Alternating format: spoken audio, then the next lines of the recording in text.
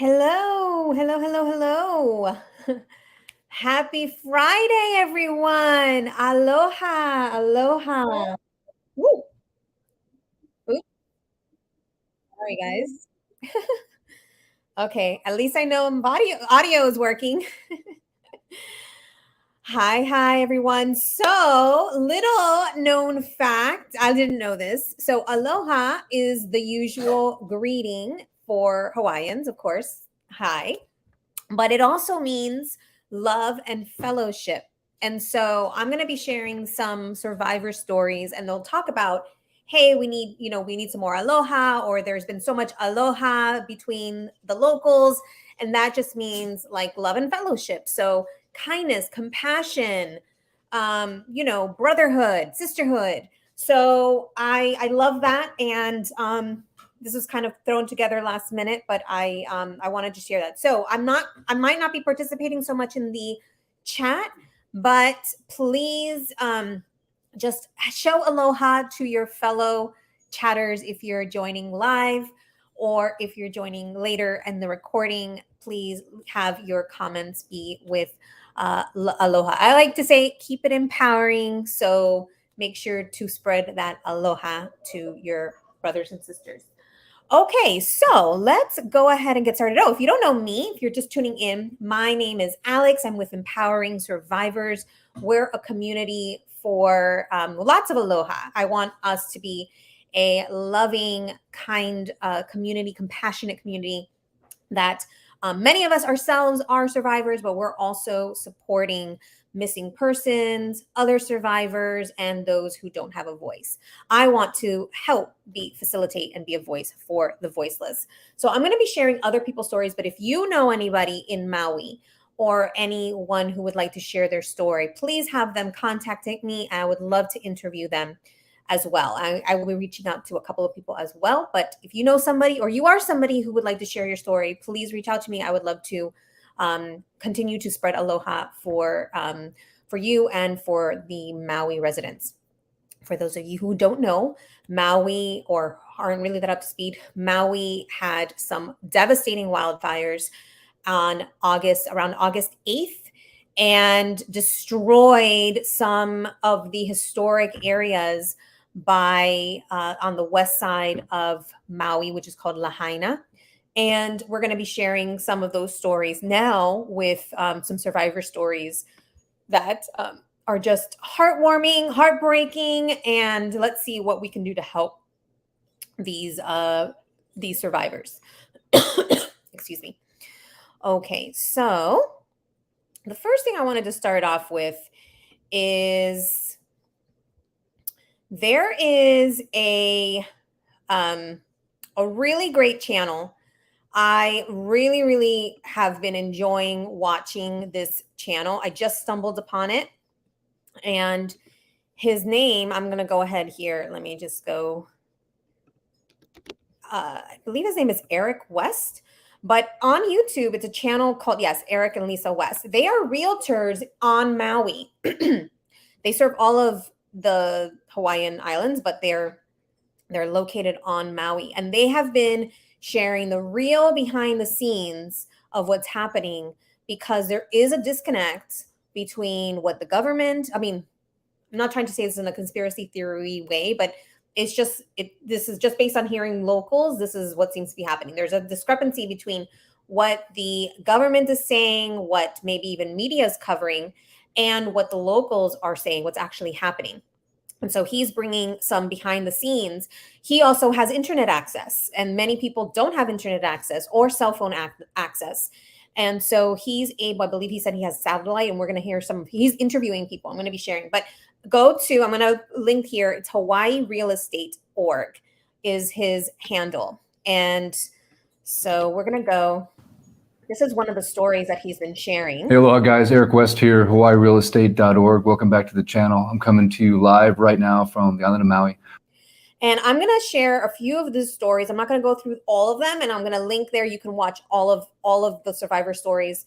And I put it at 1.25 just to kind of go a little bit faster. But this is Eric, and he's going to be sharing, and I'm going to highlight a couple of the stories a few of the stories of some of their survivors and what they've been going through. And let's go ahead and continue to take a listen. I'm here with Lonnie. She recently survived this fire, and she's here to tell her story, specifically what happened on that day, what she's experienced then, some of the hardships that she's had. And this is a lady that has been born and raised on the island of Maui. She's 50% Hawaiian and is currently enduring the aftermath of this nightmare. And so I'm just going to let you talk. Tell us a little bit about who you are and your background. What do you do? My name is Lonnie Denise. I worked at Puamana Community, which is down the road. And that day I was working and the streets, like, to get out. I think I left there about 3:30, and trying to get out of there was like so crazy. We were like rats following each other, and the roads were blocked. And I'm not blaming the police or anybody. It's just, it was chaos. But people got to understand the winds were so high and trees were falling. I mean, phone lines, electrical lines, and everybody was blocked off. From Puamana, you usually can go left.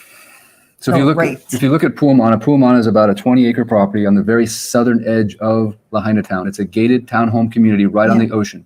When you leave the gate at Puamana, you can take a quick right. That's the very end of Front Street, the southern end of Front Street. Correct. You can take a right, and you can take a right on the highway within a few yards, literally. And so, but it was blocked. So you're saying when you came out of Puamana at 4 or 4:30, something like that, it was actually at 3:30. 3:30. I'm sorry. You couldn't just go on the highway and go to the right. You couldn't just escape to the south. So when you left Puamana, which direction were you? We went and took a right, and I had another worker following me. So you're coming out of the gate at Puamana, and you took a right to go to the highway. Oh, sorry, but then it's all blocked off. Okay. So we turned into that, I don't know what the name of that street is right ahead of us, but then trees were down. So we turned around again and went back onto Front Street. And we thought, oh, okay, good. We'll try to get to the bypass. But we ended up by Safeway because, again, everything was blocked off. Every street, there were either roofs on the ground, telephone poles. I mean, it was crazy. I actually felt scared for the police that were on the road trying to direct traffic. And I kind of still wonder about them because the smoke was just insane. Mm-hmm.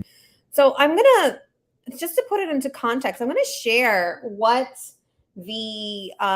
what it looks like, what she's talking about. So she was in this, from what I understood, Puamana.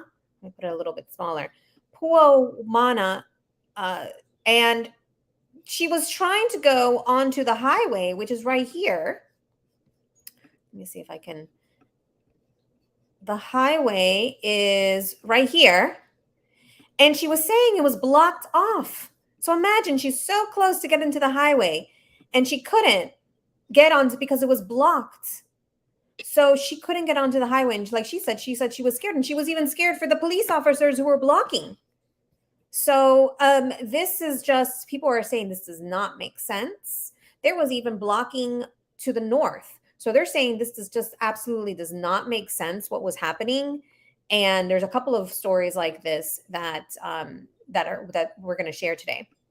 So let's go back to the interview. By the time I got back to Puamana, it was already maybe 4:40, and it looked even worse. And the smoke just to get out of there, I couldn't believe. And people just don't understand unless you were there. And I'm just saying, I'm not saying anything. I'm glad people are helping, the people with homes and stuff, but all of us are suffering. I don't have a job, we all kind of live paycheck to paycheck. And it's not just me, it's like a bunch of us, locals and, mainlanders. It's all of us. But, that whole day was just a devastating, traumatic experience that we're all still going through. So when you left Puamana, you said you ended up at Safeway. Did you get to Safeway on the highway, or did you get to Safeway going through town? Going through the town.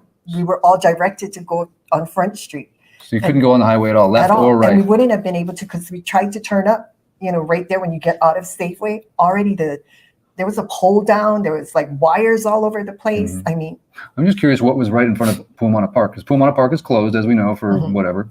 That would be the quickest escape route. When you're leaving Puamana, you're on the south end of town. The fire is towards the north. Could you see what was to the south on the highway, right for where Puamana Park is? Was there a reason why cars couldn't take a right and just go to Kihei right there?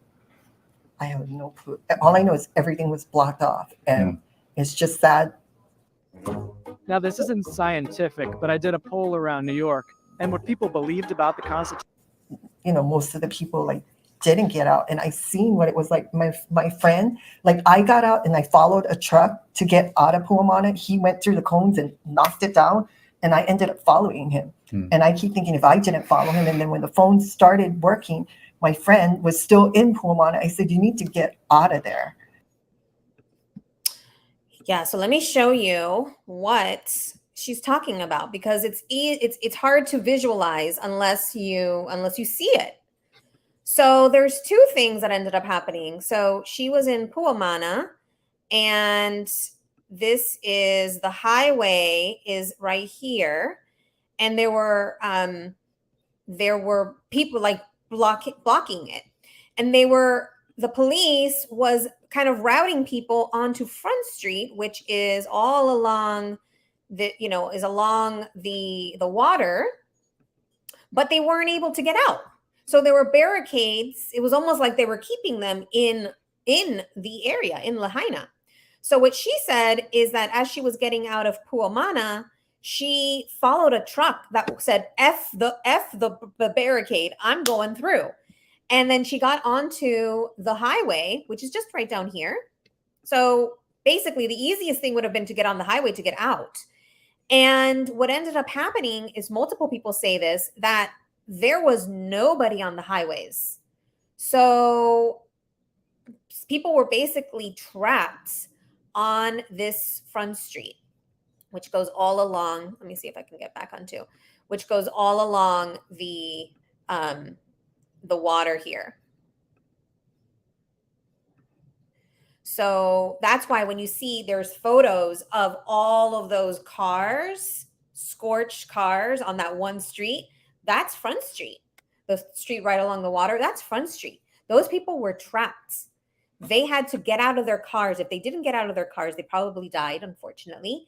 And if they did escape, they had to get into the water. I mean, the only saving grace, I guess you can say, if you had to say something, is that the water was right there. So they could just jump into the water. But that's not, that shouldn't be your out. That shouldn't be your saving. So anyways, let's go back to the interview.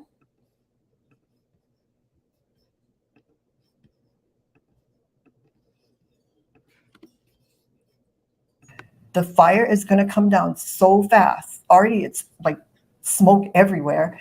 And it took her 2.5 hours just to get to Haiku.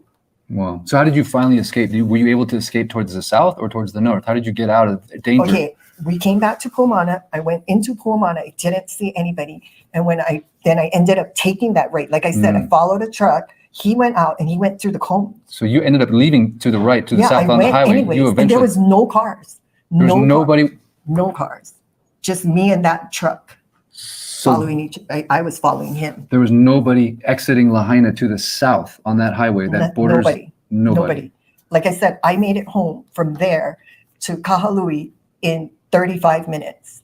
And my friend, like I said, if I didn't tell her to turn there, I mean, she probably would have been, because we're trying to follow instructions and follow the rules, what people tell you to do. Okay, don't come down here, don't come there. So you're only doing, and everything's blocked off with cones or that orange.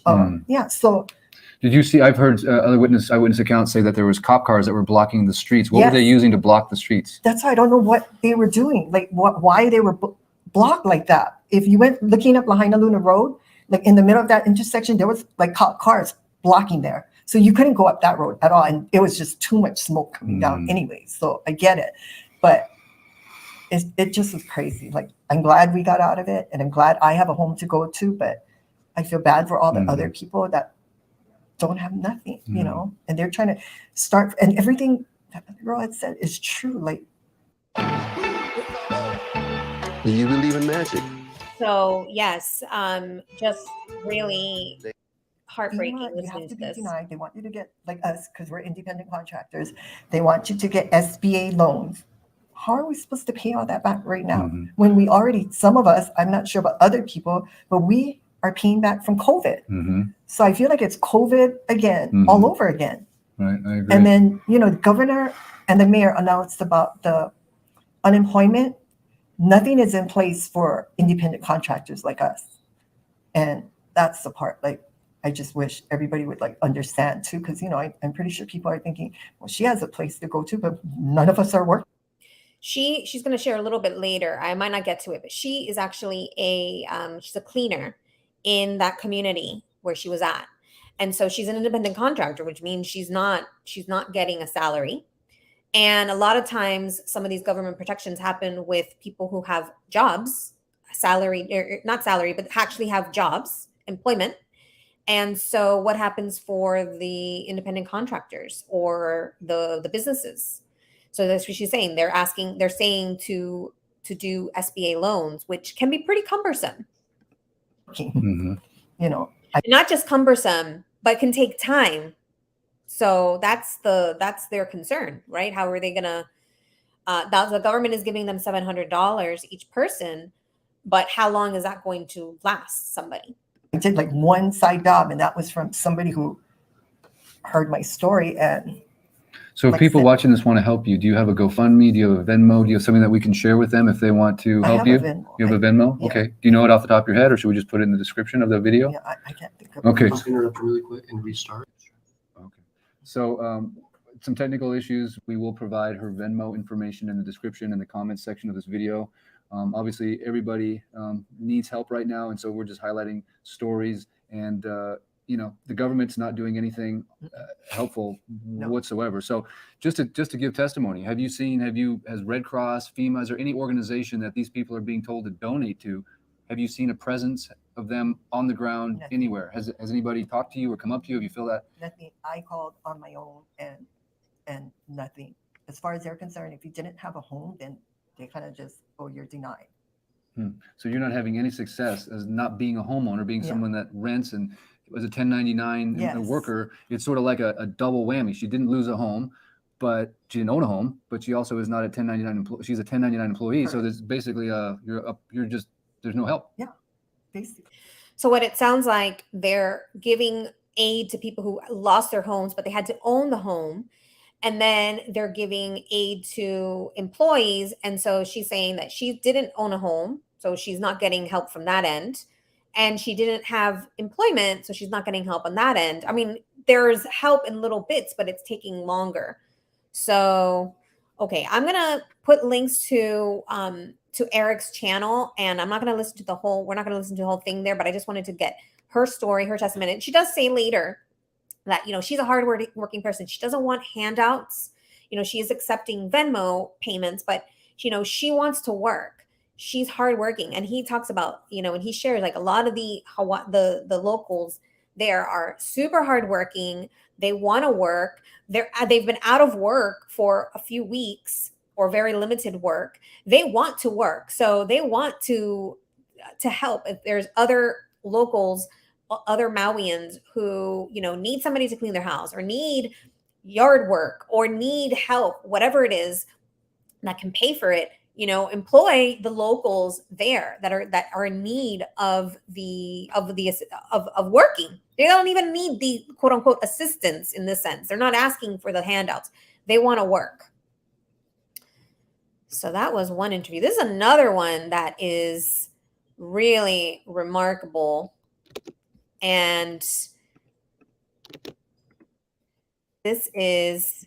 The mats and backing are attached for seamless photo and art print presentations. Just slip your print in the top. All right, aloha guys. A gentleman named Fish, who's a local also, and Eric stumbled upon him while he was doing a live outside on the street. And Fish has been on and off living in Maui area for 40 years. And he's a weaver. So you can see his hat is like a woven hat. So he weaves and makes different items from that. And he wants to work as well. And so this is his story. He does live, from what I can gather, he lives in a tent. And his first tent that he was living in during the fires actually was damaged from the wind, not from the fire, but from the wind. And now he's living in a backup tent. Live from the beautiful island of Maui, Hawaii. Look who I'm here with.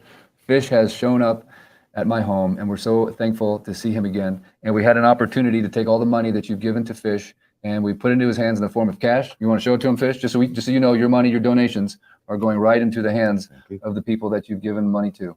So that's $1,000. There's probably more coming Fish's direction. And in this video, when Fish gets done telling his story, I'm going to put some information in the description that if you want to be directly connected to Fish, I'm going to give you his cell phone number or his email address or whatever he's comfortable with so that you can connect directly to him. The organization I'm with is Maui LFG. Let's find the gap. And obviously one of the gaps in these types of crisis is getting money to the people that actually need it versus giving it to places like the Red Cross. And these organizations, as we know, don't always give the money to the people that need it. So that's our commitment, is to give the money directly and prove it on video and share those video experiences. And then also connect victims like Fish to people like you on the mainland or around the world that want to continue support, because people are not going to need just one donation. They might need a text message. They might need a batch of cookies. They might need someone to talk to, or certainly ongoing gift cards and things that you can do financially. But I want to thank you guys ahead of time for helping Fish, for listening to his story. He kind of went viral when he shared what happened on Front Street the other day. It was a complete surprise that he showed up at the end of that at that live. And I believe it was God's timing that you were there. I don't think there's any mistakes, right? And we're here to align with truth and love and to bring transparency to what happened here on Maui. We're not conspiracy theorists. We simply just want to tell you, the world, what's happening. And I believe Fish has been selected to be sort of the first eyewitness to what happened, to tell you what happened that day, because he was there on Front Street, right where all the cars were piled up. He was able to escape, and obviously he's alive. And he's going to share a little bit what happened since that time and some of the gaps that he's seen out here. So just before for those who are just tuning in or are new there, I'm highlighting, this is a channel it's called Hawaii Real Estate. And this is a local real estate agent. And he happens to have, I believe it's satellite phone and satellite internet access. And so he's able to do these videos and share what's happening. Most of the people, or many of the people locally, don't have internet service. Cell phone service is spotty. And so he's actually being able to use his platform and share these stories of some of the locals. So this is Fish, and I was really touched by his story, and I wanted to share his story with you all. Here are some of the things that have been successful with a FEMA application, but he'll tell the story about the FEMA sign, and then also anything Fish has to say from his heart to the people of the world in terms of this crisis and what he thinks is going on, maybe, or how the best suggestions you have for helping. So without any further ado, Fish, I'm just going to ask you a couple questions and just give me some perspective, if you will, of what happened that day that you were on Front Street, and just kind of walk us through it. Okay. So you were down on Front Street that day, walking, going somewhere. What were you up to? Were you getting ready to go weave, or what were you doing that day? Well, it was very windy, so I decided I wouldn't be able to weave that day. So I left most of my stuff at my camp, and I walked to the bus stop, but the bus never came. And so I walked to Safeway, and the electricity was off. It was dark inside. And so I went in. They were still doing business. They had a big line. I had to wait hour and a half to get an orange juice to drink. And I had no idea there was a fire at all, just high winds. So it must have been somewhere around 4 o'clock or afterwards. I noticed a lot of people gathering at the door and looking out. So I went and looked, and I saw the fire across the street at the gateway, and you couldn't even see the gateway because the smoke was so thick. I'd never seen such dark smoke in my life. Behind the gateway being the shopping center, right, with the woodland farms on the bypass. Yep. Right. I thought it was gone. There was power lines blocking the road. And so I decided that I looked around and I told people, I said, we should get out of here. With these high winds, it could be here in just a couple of minutes. And they just kind of stood around looking. So I walked around back of Safeway to Front Street, and I noticed all the cars were lined up all the way into town. And so I started walking towards the highway on the chart house on Front Street. Warning, you could soon lose your job because of what's happening inside this building you see behind me. And there were a few people walking in front of me, one of them with a stroller, and the people in the cars were saying, would you like a ride? And they all got in. They asked me, I said, no, there's a fire back there. You guys better get moving. And how many cars were on Front Street at that time, would you say? Hundreds. Hundreds. Yeah, so as just far packed. back as you could see. And so I kept walking towards the highway, towards the chart house. I figured there must be a pole down or something there to keep the cars from going out. And the closer I got, I realized there wasn't nothing obstructing the traffic. There was just a policeman there. And I started wondering myself if he was going to let me get out. But I looked up the highway and I saw a bicyclist and another person walking. I went, okay, they got out. But I was wondering, why are they keeping the cars here? Because they had all the traffic coming from the north stopped, but all the traffic going to the north, there was nothing obstructing it at all. Nothing, nothing. So were they? So there were some power lines that were down right there, Wahikuli, by where the chart house is. Well, no, there weren't. There weren't. At that time, there was not. There was not. As far as I don't know if they came down later, but at the Okay. moment I walked there, there were no power lines. There was nothing obstructing the traffic from going out up north. So about what time would you say that was? Okay, so just to put this into perspective again, because I think it's really interesting to see what he's talking about. Oops. I meant to do the map. So he says he was waiting for the bus. It sounds like he's kind of like a semi-homeless person. He's definitely a local artisan, and he later says that he lives in a tent. He was waiting to go back on the bus to his home. This is the Safeway he was talking about. This is Front Street all along the water here. Let me see, maybe I can do it on. So this street right here is Front Street, where all the cars are charred.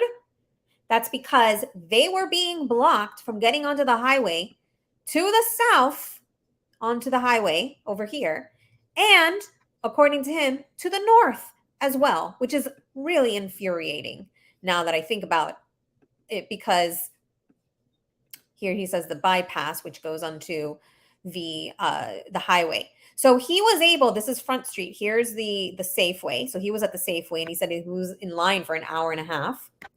So the cars are all along Front Street, which is all the street. He says there's hundreds of cars there. They're stopped. They're not moving. He's thinking there's some type of something down that's blocking them from being able to go. And says, no, it's just a police car. And so to get onto, this is the highway here. And so none of those people were able to get out apparently from the south, or at least there was barricades in the south and there was barricades in the north. In the case of the last woman who spoke, Lani, she says that she went down to the south part over here. She was staying at this Puamana, and she went around the cones. She followed a truck who was probably said, F it, we're going to go out. We're going to get out of here. And so they went around the cones, and they were able to get onto the highway and go south where she went. In this case, Fish was going north, and he said there was always also blocked there. So just unbelievable. Okay, let's listen again to Fish.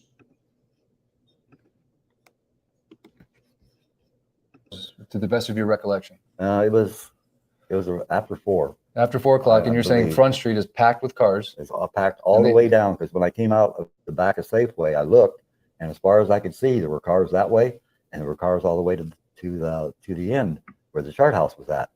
And when I got there, the cop who was there, I'm sure he couldn't see what was down the road, Mhm. you know, because of the way the The intersection way it turns, was there. it curves right there. But I didn't see any reason or anything to prevent the cars from leaving. There was nothing obstructing it. Was there one police car there or 2? No police cars, Oh. just a policeman, So what was blocking the road? Just him? just him. He was there in the front. So why do you suppose people wouldn't just go? I mean, I'm sure they eventually did, but why would they not just go around him? Do you think eventually they did go around him?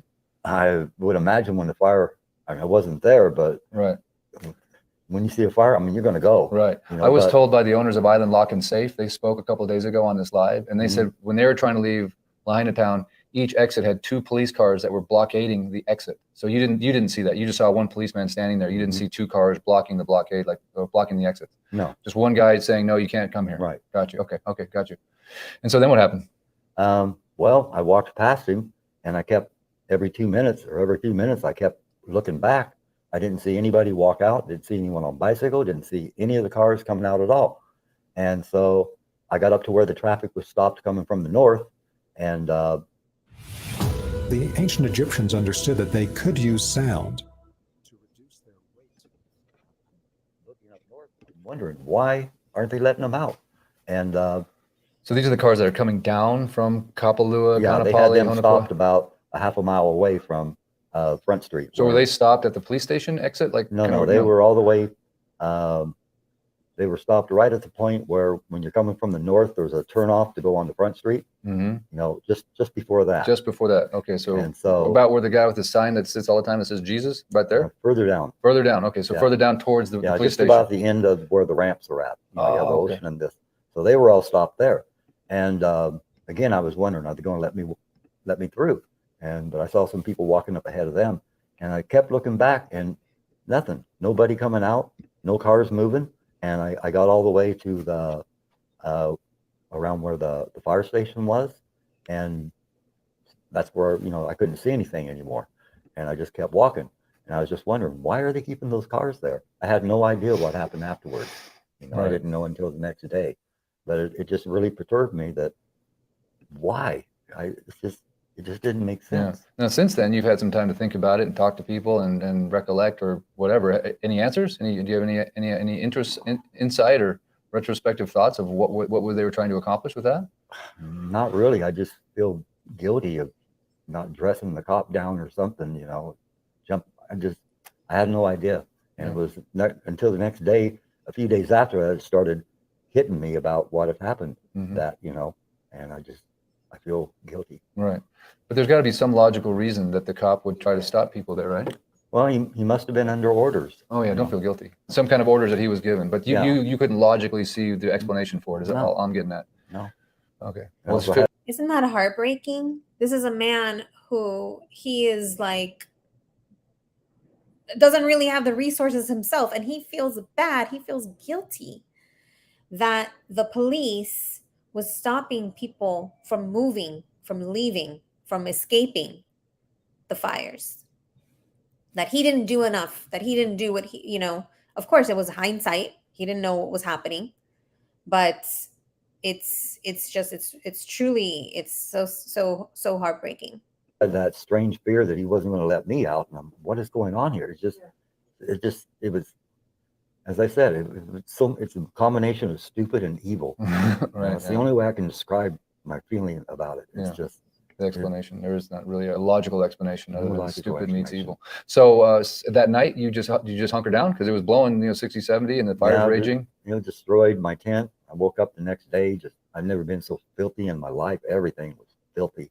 And so I went and took a shower, and then I saw some people, and I asked them, is Safeway open? And they said, yeah. I said, okay. So I walked into town, and then I realized when I got to Le'ili'i, the fire had stopped right next to the tennis courts. It had gone that far. I had no idea it did. And as I was walking down the highway, I'm seeing across the highway, everything burnt. And I had, got this far? And then I started thinking about Front Street, and I got to Front Street, and they had it blocked off. And I looked, and I saw, no, it wasn't in my head. It's just, you had no idea that I had no was idea. The destruction. I just went shock. Yeah.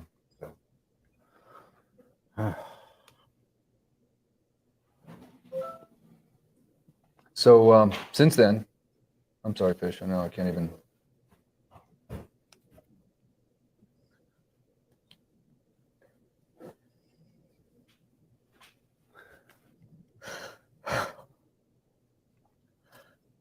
Sorry, I've been holding back all this time. Yeah. Yeah, there's really not words to express.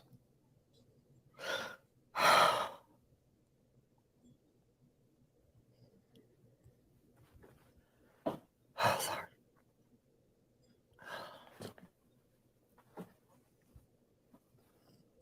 Would you like to learn to play worship piano? Well, I'm a former Nashville pro, and I've developed a system.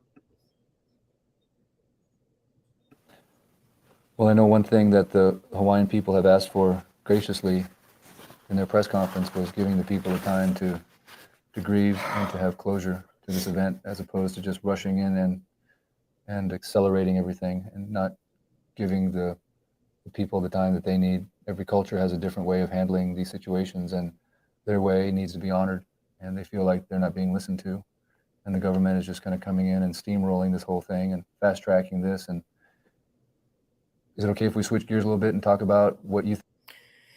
So that is Fish, and it's a heartbreaking story. Let me Let me share what the map that he was talking about. So he was saying that the fire, sorry, these are the tennis courts right here. So he was saying that the fire stopped by the tennis court. And so I guess north of that was fine, which is crazy because it was they were barricading Lahaina from the north and the south. And so people weren't able to go north. So he says that the fire stopped by there. And he kept on walking down, and then once he got onto Front Street, remember, he saw hundreds of cars stop there. And so he comes back, and he has this in the back of his mind. He comes back in, sees all of those cars there. And imagine how traumatic. That's why he that's why he broke down. Traumatizing to see and to know that you saw all those people stopped, barricaded from leaving, not able to leave. And then, or at least there were cops there telling them not to leave. And then going back and seeing all those cars still there, charred. I mean, that's definitely traumatic. So, okay, let us, there's one more story I wanted to share, and then we're going to,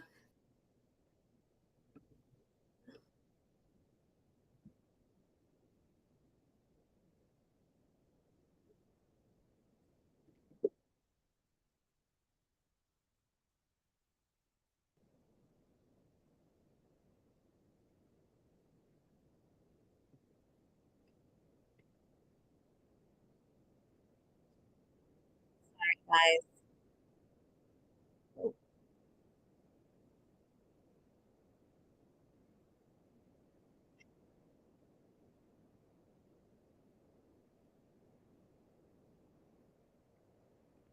5.5. Aloha. Okay, sorry guys, my apologies.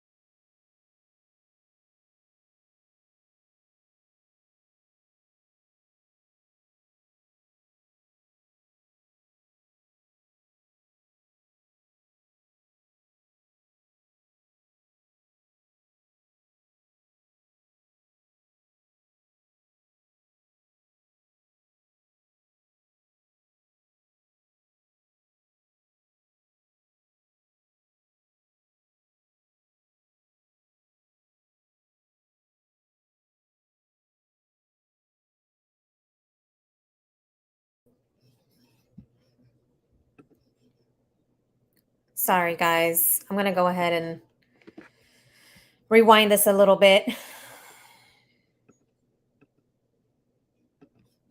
So just to recap, she is 37 and a half months pregnant. She's got 3 children. This is Eric West with Hawaii Real Estate. He's been boots on the ground, sharing stories of survivors, sharing what's actually happening that might not be relayed by either the media or the government, and just really getting the message across of what's happening. And he's been sharing some survivor stories, and so I wanted to highlight some of these. And I'm sorry there was a little glitch there. Ayana, who is 5.5, Aloha, Correct. is 17, and then her Massage therapist and also an esthetician, licensed realtor, is an active massage therapist and also an esthetician. I babysit as well, and I also clean because I can bring my children, with me. So I do have those licenses. Let's see. That day, the fire started August 8th. Where were you that day? I had ran to the other side. I had an appointment that I had to take care of. When I came back to my apartment, my children were actually with me in the morning, and then their dad came and picked them up for me so I could go to my appointment without them. The wind was going. There was no sirens, cell phones and everything was still working at that time. There was no smoke that I'd seen, nothing to prevent me from going, just strong winds. So when she says she went to the side, that's basically she went to Kahului, Wailuku, where the airport is. That's what we call it, the other side. Yes. And about what time was that you That went? was, I left about 9 o'clock in the morning. Okay, and then you came back? Absolutely, yes. I came back About what time did afterwards. you end up back on Lahaina? Around 11. 11 a.m.? Yes. Okay, so pretty quick trip. Yes, it was a really quick trip. And then you went to your apartment? Yes, I went to my apartment. I was just there at home organizing, doing paperwork because I'm an independent contractor. So, and then school's supposed to be starting. So just getting things organized for my children. I have my GE license. So I run everything in my home, my computers, everything. It's done strictly through me. So school was starting the next day, right? No, correct. Yes, Right, school so is supposed to be starting It's the last day of summer. Yes, Right, okay. absolutely. Thank you for that refresher. So Yeah, you just getting prepared. My children also had a dentist appointment that day as well. I remember that day before school, so we couldn't make it to that. Where do your kids go to school? My son goes to Lahaina Luna High School. He's a senior this year. And the freshmen were there that day because that was their first day of school. And I know the next day is when they were going to start school because my son's a sophomore, and then the next day was going to be the first day at school. Was he? Oh, okay. So they canceled school at the high school for the freshmen, right? I don't know because I don't have a freshman. Right. Okay. Exactly. Okay. Yeah, I wasn't there. But he was going to go to school the next day. Correct. He was set to go for senior class next day. So the reason I'm asking this question is a lot of people think school was quote unquote canceled that day, and it wasn't. It was the last day of summer essentially. Correct. School had not started yet, Correct. so we did not miss any days. August 9th was the official day Gotcha. that school was supposed to be started. So this was the last day of summer before Correct. school. Okay. So you have a senior at Lahaina Luna, and then you have My daughter Zoe, she's an 8th grader, and she does distance learning at Lahaina Intermediate. okay, LAS. Okay. And then anyone at the Princess Nahi Ana? Ayana is signed up to be a kindergartner there, so it's supposed to be her first Oh, okay. year at there, and we were going to be doing the Hawaiian Immerse program for her, Oh, cool. but weren't able to do that because Okay. So that was she obviously go to school. So you're at your apartment. You're back. It's 11 o'clock or so. Then tell us what happened. Cleaned up, picked up in my apartment. There were strong gusts of wind. I was at home, took a nap around 4 or 5-ish in the afternoon. The alarms were going off in the building. I looked outside to see what was going on. You could see smoke, the strong winds. There was smoke, everywhere, but it had not jumped over across the fence yet to my apartment complex. So tried to use my cell phone. There was no reception. Texts were not going through. I was not, could not make any phone calls out, nothing. Your power was out too, The right? power was out as well, and no water. You could not use the water. There was no water at that time. So Really? correct, there was no water. So when the alarm started to go off, I couldn't use water. That's interesting. There's no water because I don't know about you, but most of the time when you lose power, you don't usually lose the water. They're usually that's a completely different system. So you're the first person that's told me that you didn't have water, but you're one of the first people I've interviewed that's been in a home that burned in that area. So you had no water. So then, at what point in time did you realize, hey, we got to get out of here? When I seen it, I looked outside. I wasn't sure what exactly was going on, and then the flames are going up. And next thing you know, I look out and I have pictures as well. The homes across there. I just want to make this point right here. She couldn't use her cell phone, so text messages weren't going through. This would have been a perfect time for the warning system to go off, the alarms to go off, so that people can know what was happening because they were relying the Maui Emergency Management, MEMA, was relying on these text messages going through, which weren't going through. Like she said, she looks out and she has no idea what's happening. I mean, this is such a failure on the communication for this, I've already talked about this at length, but when you hear the stories of people and they're saying, we don't know what's happening, she doesn't know what's happening. The 2 other survivors are saying that people were bottlenecked as far as driving out of Lahaina on the front street, and nobody seems to know what's going on. burning and burning. The winds are getting stronger, and I'm like, okay, I don't have my children with me. What's going on? And I wasn't sure because in my building the alarms have gone off multiple times, the fire alarms, and it was just false. So I wasn't sure what exactly was going on. I didn't receive a text message telling me, hey, this is a warning. I didn't have cable at my my building, so it's not like I got like any kind of news, so there was no sirens, nothing going on outside at all. Where's your children at this time? They were with their dad. Okay. Yeah, he got them in the morning so I could go take care of my appointments. I got you. So you didn't have your kids with you at the No, time? I did not have my Okay. children with me at the Okay. time. They were Gotcha. in Waikuli with their dad. Got you. Okay. And then what happened? Then what happened is took the elevator to go, leave my apartment complex. There's smoke everywhere. There's fire that's, like jumping like across. You can actually see like flame balls that were out there, dust everywhere, hard to breathe. The vehicles across the street, there was 2 of them, they exploded.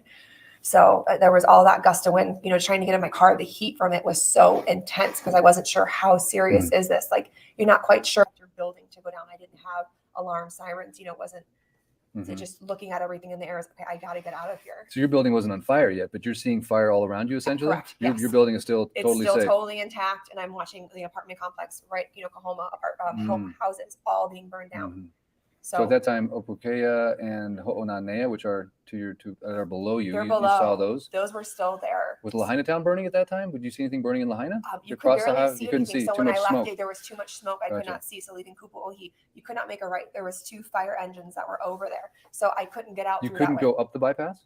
No, that's just making a right where the chocolate factory was. There's no chocolate factory. Yeah. So you're coming down that, right? I couldn't go down that way. You I had to couldn't make a go. left where Tamara's is. So down towards the grocery. Correct. And there Right. was a fire engine truck that was over it where the chocolate were over there. So I could not see. So leaving Kupu'ohi, you could not make a right. There was 2 fire engines that were over there. So I couldn't get out. You through couldn't that way. go up the bypass?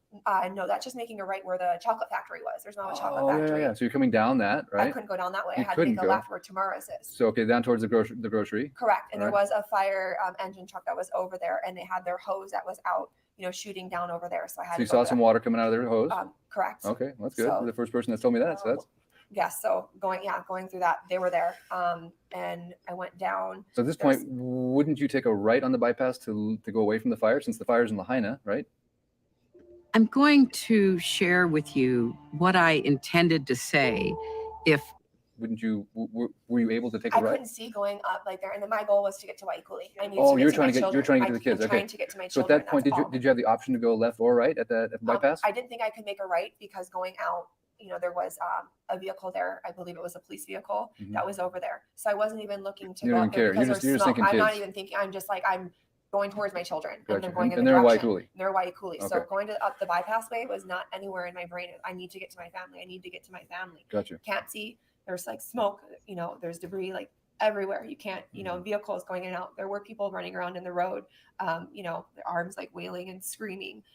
Going down normally at that intersection, I would make a right. I could not go right because there was a power line down. So you get to Honopi'ilani Highway, Correct. and you can't take a right to Correct. Waikuli. Correct. You can't go to where your kids are. Correct. So where'd you go from You there? could make a left because could. that road. Nope, You it was couldn't. barricaded. So you go to I Safeway? went straight. I Straight. went straight through, and it looked like it was blocked off. It was so dark in the air, you could barely see. Driving like literally maybe 5 miles an hour, creeping through there.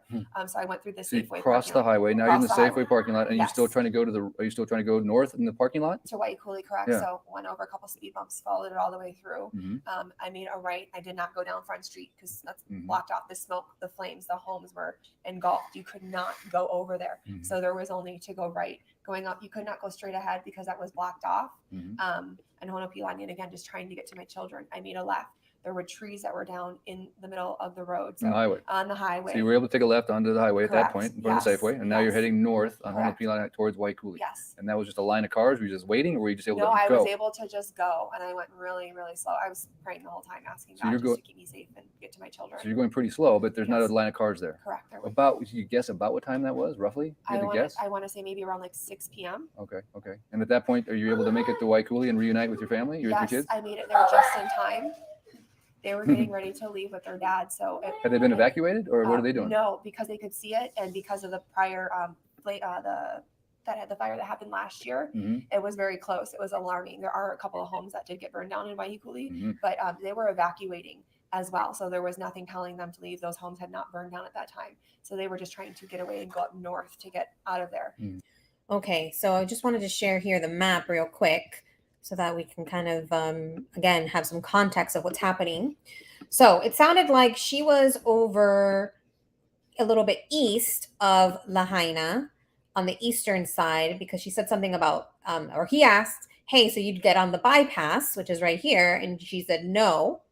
So she said that she had to keep going straight, ended up by the Safeway. But what happened? So this is the Safeway here. And she says that they weren't able to get onto the highway, but she ended up taking one of these other streets. She said she didn't take Front Street, ended up getting on another street, and eventually ended her going up.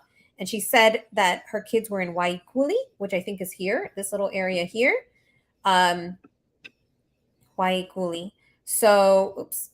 So she ended up, and she says that they were able to, so that's actually really interesting, because so this is all, let's say, Waikuli, and the tennis courts is where Fish said that everything basically the fire stopped by the tennis court. So if Waikuli, where she was going, was north of this, they were, I guess it's all of this, they were leaving, they were evacuating, but their houses weren't burnt. So she was, I guess we'll call it lucky, in that she didn't actually get into Front Street. She was able to kind of go around where all the parked cars were, because she said she didn't see them. So I'm thinking, just based on those three people's testimony, that the Safeway, if she was able to she got to the Safeway, but she wasn't on this part here on Front Street. She was just north of that. So she did say that there were some barricades and such, but she was able to kind of maneuver around and get out and then go north. So, I mean, this is just harrowing. So scary what happened. Let's just listen few more minutes to her, and then we'll continue. So for me, I just knew that's where my children were at last place. And I was just, like I said, just praying to God, like, just get me there safely. Can't see, super hot in the air, can't breathe. I got asthma, and like, I'm also like pregnant, just remaining as calm as possible, power lines down. I made it to them on time. And they were all in the vehicle, literally just about ready to pull off. So I'm grateful and I'm blessed that I made it there on time to them. So at that point in time, did you evacuate to the north? Is that where you guys Correct. went? You and Yes, the kids? yes. Okay, and then you stayed at a friend's house or a hotel or in a parking lot? A friend's house that we were able to go stay at her condo. Have safety over there. So the next day, you basically learned about the destruction of your apartment? Correct. Half that building had burned down, and then the next day, I was told the other half, like the fire had started back up. I wasn't up there. I can't verify, so I just was told that half of it went on the 8th, and then on the 9th, the other half had went. Yeah, we have videos of it burning. It was one of the few structures that was still in a big fire, even though everything else was kind of done. That one was still. Introducing the hide and seek. Okay, so let me continue there. So she is looking also. So I'm going to have links to his page, and if you want to Venmo, or she actually has a GoFundMe also that she's raising funds. So if you want to contribute to these people individually, there will be links there on that. And wanted to share here a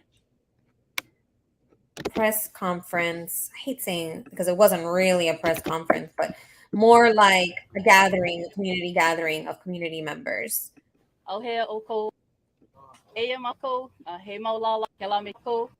With familiar faces that the board of community that knows how to best rebuild.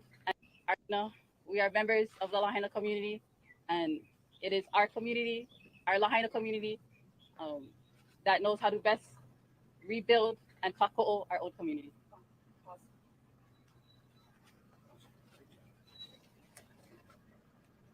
Aloha, my name is Tiare Lawrence. We are Na'ohana Olele, a coalition of community members in Lahaina. Today, we call on Governor Josh Green to meet 3 demands for the recovery of the Lahaina community. The demands are: 1, give our community time to grieve. The fire occurred only 10 days ago, and many people are still in shock and mourning. The governor should not rush to rebuild the community without first giving people time to heal, especially without including the community itself in the planning. 2, put the community first in any planning process for rebuilding Lahaina. The governor should work with the community to develop a plan that meets the needs of the people. Fast-track development cannot come at the cost of community control. Number 3, we ask the governor to amend the emergency proclamation to ensure that Chapter 92 Sunshine Law remains in full force. This law guarantees the public's right to know about government decision-making and the discussions and information used in that process. The governor should ensure that all decisions about the rebuilding of Lahaina are made in the open and with full participation of our Lahaina community. We need time to gather all of us together to engage in the important conversations that will be needed. And as Uncle Keamoku reminds us, we are a diverse Lahaina community. Our strength is in our ability to come together, to stand together, to work together, strong and resilient. But we need time to heal and to come together. We also need to be involved in the planning process for rebuilding our community. We ask that the governor meet our demands and work with us to create a better future for Lahaina. Come talk to us. Na Ohana Olele is a coalition of community members who have been taking action on many fronts to care for their beloved Ohana, friends, and community. The coalition includes residents who have support of a wide array of individuals, organizations, and institutions. The fire that destroyed much of Lahaina on August 8th was a devastating tragedy. The community is still reeling from the loss, and many people are still displaced from their homes. The governor's plan to rebuild the community must be based on the needs of the people, not the interests of developers. Na Ohana Olele calls on the governor to meet its 3 demands and to work with the community in the rebuild of Lahaina. The future of the community depends on it. Mahalo. I'd like to introduce Kekai Keahi. Hello, my name is Kekai Keahi. I want to address the topic of the water and the narrative that's being put out there by land developers and the governor. Just to give you some context, the water usage in Lahaina for the past 100 plus years was solely controlled and monopolized by sugar plantations. At the end of the sugar era, when these companies folded, they left our land desolate of plants. No restoration efforts was made to bring back the dryland forest to maintain our lands. And so what we see now is the outcome of over 100 years of plantation era farming and practices. Over the past 6 months, we have been investigating as well as exposing the truth behind all of these food processing plants that have been catching. Even though the plantations have been gone for the past 30 plus years, Lahaina water resources is still controlled largely by private land companies and purveyors. 75% of the water resource in Lahaina is controlled by private entities. Only 25% is controlled by the county government. So the narrative that West Maui Land Company, Peter Martin and Glenn Trumbull putting out there that if they had access to the streams, that they would be able to use that to suppress the fires is false. None of these streams are connected to any county facility or fire hydrants. We feel that West Maui Land Company, Peter Martin, is taking this opportunity during hardship and suffering to take advantage of getting their agenda moving along at the expense of the people in Lahaina. For me, myself, the people of Lahaina, and especially Native Hawaiians, we see this as an opportunity to rebuild this place in the way we see fit, and in a way that takes into account a lot of different aspects, because there's multiple people that live here, but do it in a way that is right and that fits our people. Everything that we see here is of a plantation era. And so what we're trying to do is rebuild in a way that will take advantage of community insight and input and design and rebuild. And we don't want to hear the governor's office saying that we have a plan for Lahaina, because none of us ever got to speak to the governor. Your plan, in my opinion, is not the plan. The plan got to come from the people of Lahaina. My advice is to ask Governor Josh Green and Mayor Beeson to listen to the people of Lahaina Give us a chance to help design and rebuild, and stop spreading that dangerous narrative about the water issue and the hydrants running out of water, and putting it solely on what they say was the activists who helped to restore these streams. Give us the opportunity to help rebuild this town. Don't take it upon yourself. And I think in the long run, you're going to see a Lahaina that is way better off than it was in the past. Thank you. So that's kind of interesting. So one, the lady who just spoke before said, hey, let's let people grieve, right? Let's not go in and steamroll and try to do things our way instead of the way of the locals. Also, he's talking about that the water system and basically all of the area dates back to plantation days, which is of course was destructive for the locals. And so I do think this is really interesting. He said, hey, like we can rebuild better than before. And there were a few other people that spoke, but I think, and here I have my little doggy. We're gonna end with a survivor story of a dog that I had shared before, but I wanted to hear at the end, they decided to sing, and I think it was beautiful. Accepting questions. If you do want to have an interview after, you can talk to Ho'olea and our consulting to set up interviews. But at this time, we're going to share Mele Hawaii. Marvin. Had it on 1.25. Let me go back to normal.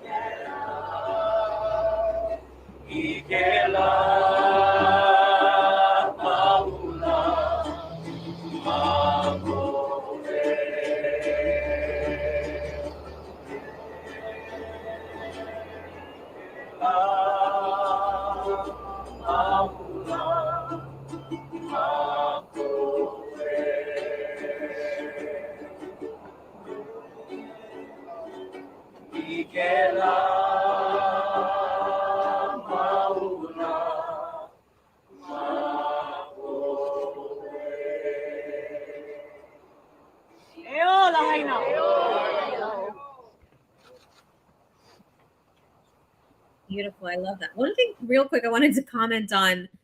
I didn't know is that the flag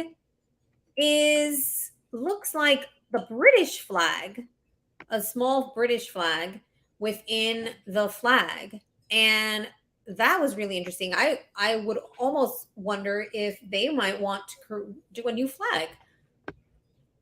So that's kind of interesting. As a state flag, that's the state Hawaiian flag has a British flag in it, which is very, very interesting. Okay, that was beautiful. I love that that song, and I've heard that song played on a couple of other channels.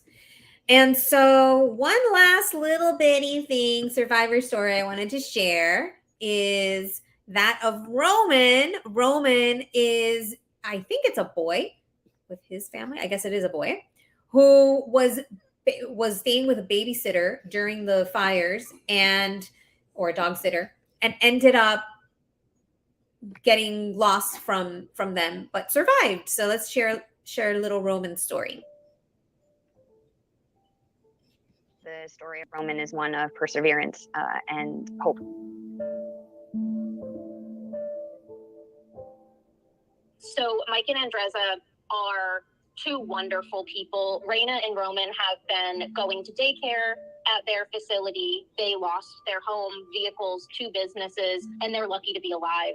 He noticed when he went outside to check on power lines and kind of the weather situation that his neighborhood essentially was caught fire. So he quickly went back inside. He and his wife gathered up the 5 dogs that they were dog sitting at the time and tried to flee in their vehicle.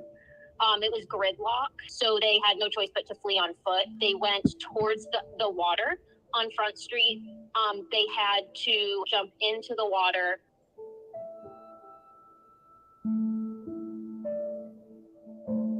We actually were off island during these fires visiting our family in New England. We got the first flight back that we could. We found out right before we left that they had our dog Raina, and 45 minutes after we landed, the Maui Humane Society called us and told us that a Good Samaritan had brought Roman to one of the pet officers who was on the ground in the devastation zone. And that humane enforcement officer drove him to Maui Humane Society. Roman then came into our vet clinic. The vets that are there at the shelter were able to address his immediate needs, which was pain, medication, dehydration, paws that had been scorched. You know, a lot of the skin was falling off. He had blisters on his back. Thankfully, gratefully for Roman, he had a microchip. And so our staff scanned him for the microchip. It was connected to his owner. I don't think I've ever cried so much in my life. It was a mixture of obviously happy tears, but you know, so much sadness for what everyone has gone through here. We were able to get him immediately. The employees and vets at the Maui Humane Society were absolutely amazing, and he was so happy to see us.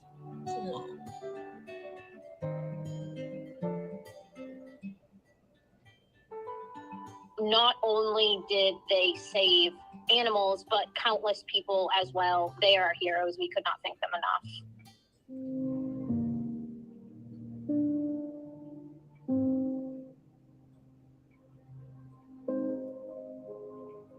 The monetary donations are going to allow us to provide the ongoing medical shelter supplies that these pets and pet owners are going to need for the weeks, months, and years to come. Lahaina was the original capital of the Hawaiian Kingdom. This is historical culture that the Hawaiian people have lost. And, you know, this is their home.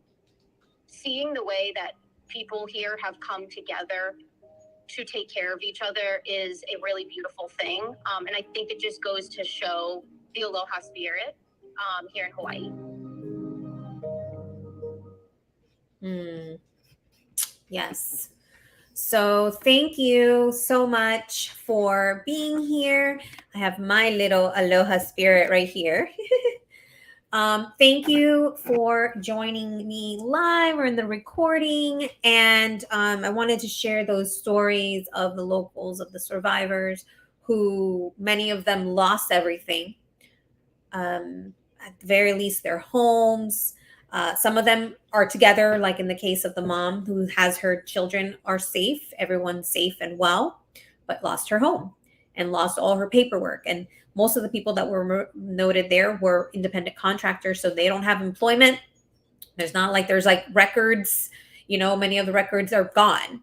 So if I'm going to make a link here to the, actually, I'll just go ahead and add it here.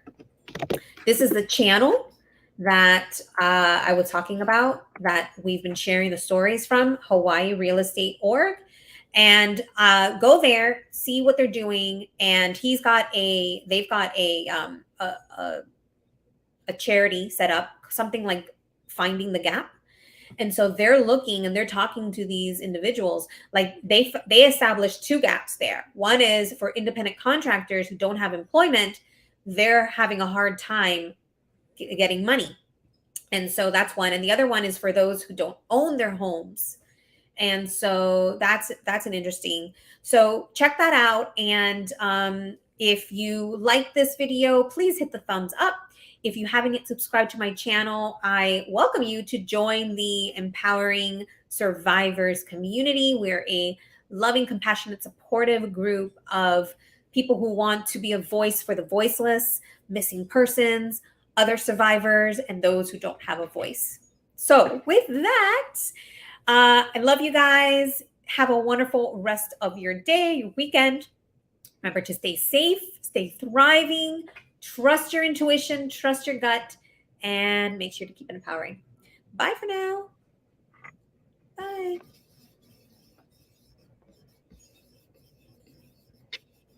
Thank you. Yes. Like, subscribe, and much aloha. Aloha means love and fellowship. Thank you, thank you, thank you to everyone who is here. My mods, I appreciate you. Mwah.